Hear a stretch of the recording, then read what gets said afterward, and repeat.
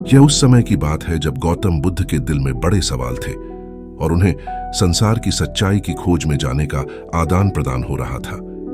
एक दिन गौतम ने अपने पैदा होते ही उनके पिताजी ने एक बुद्धा की भविष्यवाणी सुनी थी, जिसमें यह कहा गया था कि उनका पुत्र संसार की सभी दुखों का समाधान खोजेगा।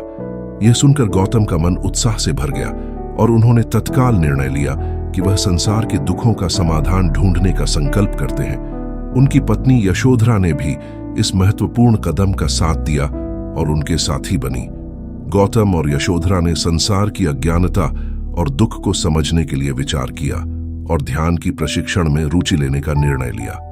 विभिन्न गुरुओं से शिक्षा मिलने के बाद गौतम ने अपने शिष्यों के साथ एक साथियों के साथ 7 दिनों तक ध्यान में बैठकर सत्य की खोज में प्रयत्न किया।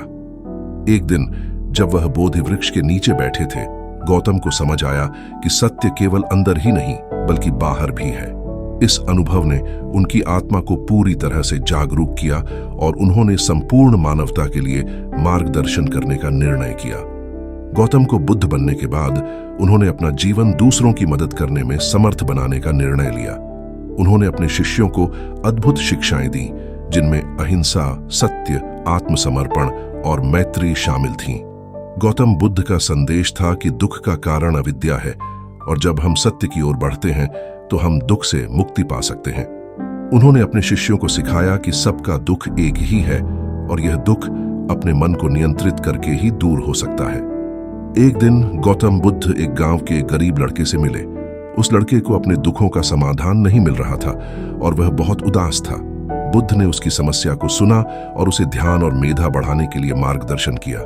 गौतम बुद्ध की सीख ने उस लड़के को नए दृष्टिकोण और सोचने की क्षमता प्रदान की।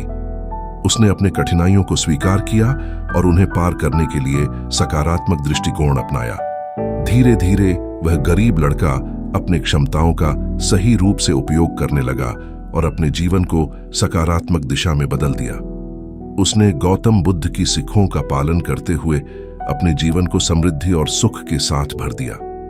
इस कहानी से हमें यह सीखने को मिलता है कि अगर हम अपनी मंजिल की ओर बढ़ने का संकल्प करते हैं और सत्य की प्राप्ति के लिए प्रयासरत रहते हैं तो हम सभी दुखों का समाधान पा सकते हैं।